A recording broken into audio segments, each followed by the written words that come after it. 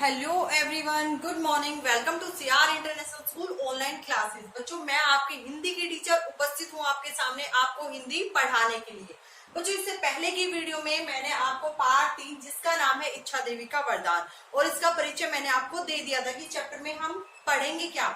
इस चैप्टर में जो इच्छा देवी का जो वरदान जो चैप्टर है ये आपके बुक में लागू क्यों हुआ, इसके पीछे उद्देश्य क्या है आपको पढ़ाने के लिए, ठीक है। उस वीडियो में मैं आपको बता चुकी हूँ और आज हम बुक के थ्रू अपने इस चैप्टर को रीड करेंगे। आई होप सभी बच्चे अपने अपनी बुक्स अपने पास लेकर बैठे हैं। तो बच्चों, मैं उम्मीद करती हूँ सभी बच्चे जल्दी से अपनी बुक्स को ओपन करेंगे। पार्ट 3 जल्दी से ओपन कीजिए बच्चों। यस, आई होप सभी बच्चों ने अपनी अपनी बुक्स ओपन कर ली है, ठीक है। अब हम स्टार्ट करते हैं इस चैप्टर को जिसका नाम है पार्ट 3 इच्छा देवी का वरदान। पहला दृश्य, कुछ बच्चे एक पार्क में खेल रहे हैं। सबके चेहरों पर उदासी है, परेशानी है और आपस में बात कर रहे हैं। यानी कुछ बच्चे पार्क में खेल रहे हैं, सभी बच्चे परेशान हैं और आपस में बात कर रहे हैं। राहुल क्या कहते हैं, अरे दोस्तों, आज रामू काका ने भी हमें पार्क में खेलते हुए फटकार दिया, पार्क में कूड़ा करकट मत फैलाओ, जिसे देखो वह हम पर ही रोक लगाता है। अब राहुल क्या कहता है, परेशान है, दुखी है सारे बच्चे। अब राहुल, उनमें से एक बच्चा है जिसका नाम है राहुल, और राहुल क्या कहता है कि अरे दोस्तों देखो, आज रामू काका ने भी हमें पार्क में खेलते हुए फटकार दिया, यानी डांट दिया कि पार्क में कूड़ा करकट मत फैलाओ, पार्क को गंदा मत करो। प्रखर कहता है, हाँ मित्र, सही कह रहे हो। घर में माता पिता, विद्यालय में शिक्षक और पार्क में यह माली, सभी हम पर रोक लगाते हैं। अब प्रखर क्या कहते हैं कि घर में माता पिता, स्कूल में टीचर यानी अध्यापक और पार्क में यह माली, सभी हम पर रोक लगाते हैं। सोनल कहती है, अब सोनल क्या कहती है प्रखर की बातें सुनकर, मैं भी यही कहने वाली थी। सोनल कहती कि मैं भी यही कहने वाली थी कि घर के सब बड़े अपनी आज्ञा का, नेक्स्ट पेज देखिए बच्चों, पालन करने के लिए कहते हैं। किताबें अलमारी में रखो, जूते रैक में रखो, सुबह शाम दांत साफ करो। अब हम छोटे बच्चे ही तो हैं, कितना काम करें। यानी अब सोनल कहती है कि हमारे जो घर में पेरेंट्स हैं वो कहते हैं कि किताबें अपनी अलमारी में रखो, जूते रैक में रखो, सुबह शाम दांत साफ करो, ठीक है। अब हम छोटे बच्चे ही तो हैं, कितना सारा काम करें। मानुषी कहती है कि हमें तो समझ नहीं आता कि क्या करें। अब मानुषी भी है उनमें। मानुषी कहता है कि हमें तो समझ में नहीं आ रहा कि करें तो करें क्या। आरव कहता है, मेरे पास एक सुझाव है, ठीक है बच्चों। अब उनमें आरव नाम का भी एक बच्चा है, वो कहता है कि मेरे पास इसका एक सुझाव है यानी सलाह है। हम सब इच्छा देवी के पास जाते हैं, उन्हें अपनी समस्या बताते हैं यानी अपनी प्रॉब्लम बताते हैं। बच्चे एक साथ, हाँ हाँ चलो चलो माता इच्छा देवी के पास। अब बच्चे कहते हैं कि चलो हम इच्छा देवी के पास जाते हैं। दूसरा दृश्य, दृश्य का मतलब होता है बच्चों नजारा, यानी पहला नजारा ये था कि पार्क में बच्चे हैं, सारे बातें कर रहे हैं। अब नेक्स्ट जो दूसरा दृश्य है हमारा, उसमें हम देखेंगे नजारे में कि सभी बच्चे इच्छा देवी की माँ के पास पहुंच चुके हैं। इच्छा देवी अचानक से प्रकट होती है यानी सामने आ जाती है। इच्छा देवी, अरे आप सब बच्चे क्यों उदास हैं, क्या तुम्हें कोई परेशानी है। राहुल कहता है, इच्छा देवी जी, हाँ हम सब बहुत परेशान हैं, सब बड़े हमें आज्ञा और आदेश देते रहते हैं, यानी हमें अपनी आज्ञा और आदेश देते रहते हैं कि हमें उनका पालन करना है।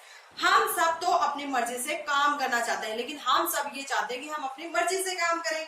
आप हमें कुछ ऐसा वरदान दे कि हम मनमानी कर सके, यानी हमारे मन की मान सके, मन की बात जो है वो ही करें, यानी जो हमारा काम करने का मन करता है वो हम काम करें और जो काम हमारा करने का मन नहीं करता वो हम ना करें, ठीक है बच्चों।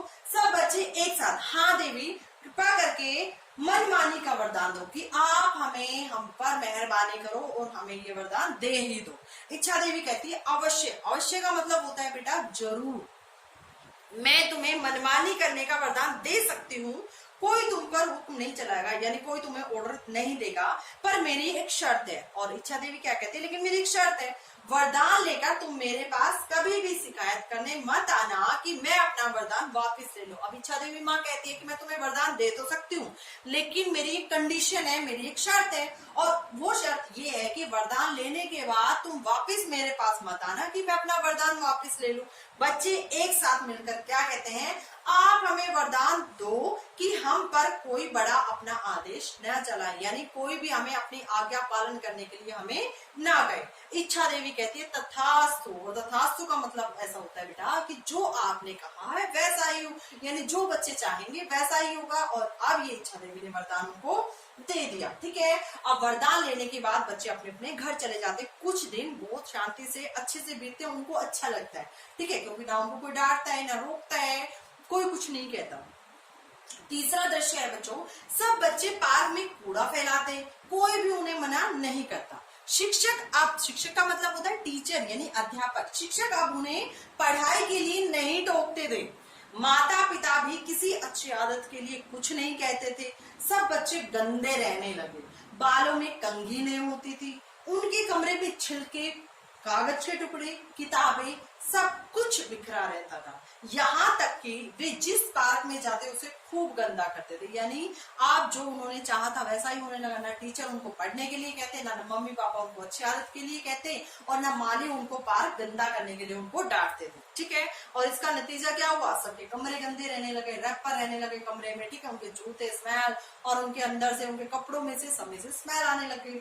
मानुषी कहती है यह तो इतना गंदा पार्क हो गया है कि हमारे खेलने के लिए कोई साफ जगह नहीं बची। आप सभी खेलने पार्क में जाते हैं, और मानुषी क्या कहती है पार्क की हालत को देखकर कि ये पार्क तो इतना गंदा पार्क हो गया है कि हमारे खेलने की कोई जगह बची ही नहीं।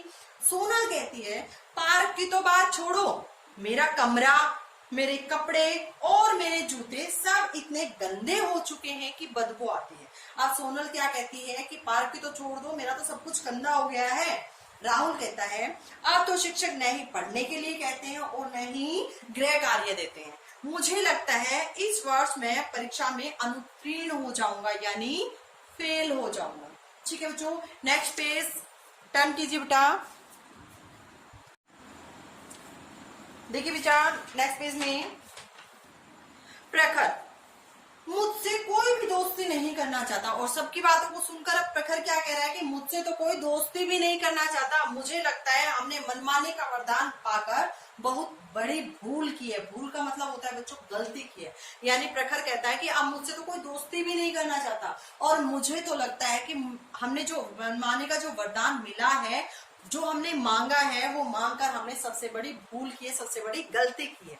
बच्चे एक साथ, मगर अब क्या किया जाए, काश हमने अपने बड़ों की बातें मानी होती।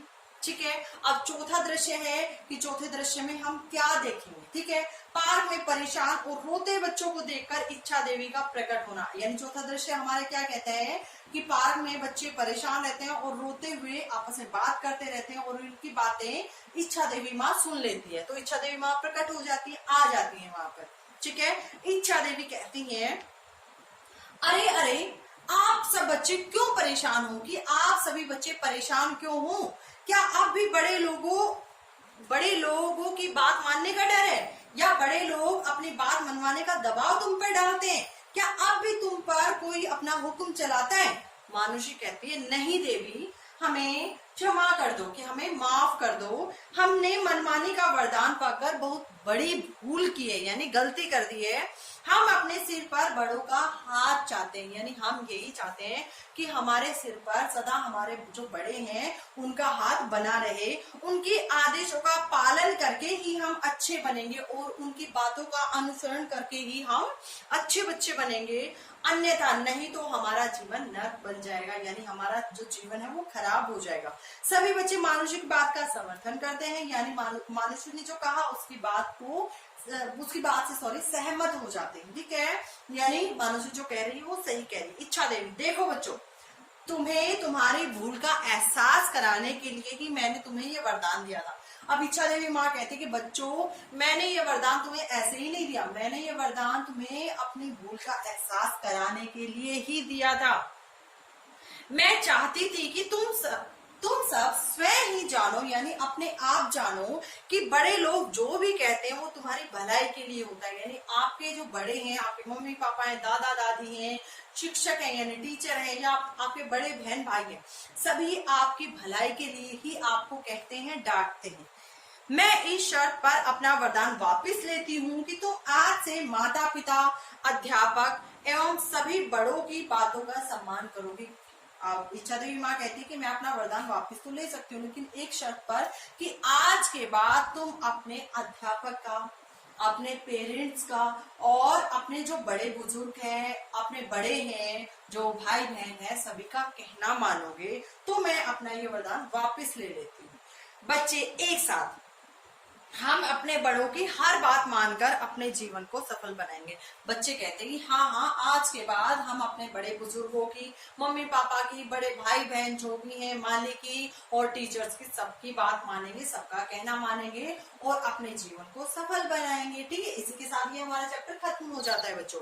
यानी इच्छा देवी के वरदान से बच्चों की थिंकिंग को चेंज किया गया, बच्चों की सोच को चेंज किया गया। कि बच्चे ये चाहते थे कि जो बड़े बुजुर्ग हैं वो बोलते हैं, हमें कहते हैं काम करने के लिए, कहते हैं, हमें डांटते हैं, तो वो गलत है, हमें वो ऐसा बोले ही ना। लेकिन इच्छा देवी ने वरदान देकर उनको ये जानने का मौका दे दिया कि जो बड़े बुजुर्ग हैं, जो मम्मी है, पापा है, दादा है, दादी है या बड़े भाई बहन है या टीचर है, सभी उनकी भलाई के लिए ही बोलते हैं। और बच्चों को ये समझ में भी आ गया। अब बच्चे चाहते हैं कि हम आज के बाद प्रॉमिस करते हैं कि हम अपने बड़ों का कहना मानेंगे और अपने जीवन को सफल बनाएंगे। आपको भी बच्चों ऐसे ही करना है, सभी का कहना मानना है। ठीक है, और आज की ये वीडियो हमारी यहीं पर खत्म होती है। मिलते हैं नेक्स्ट वीडियो में, तब तक के लिए bye bye, have a nice day, thank you.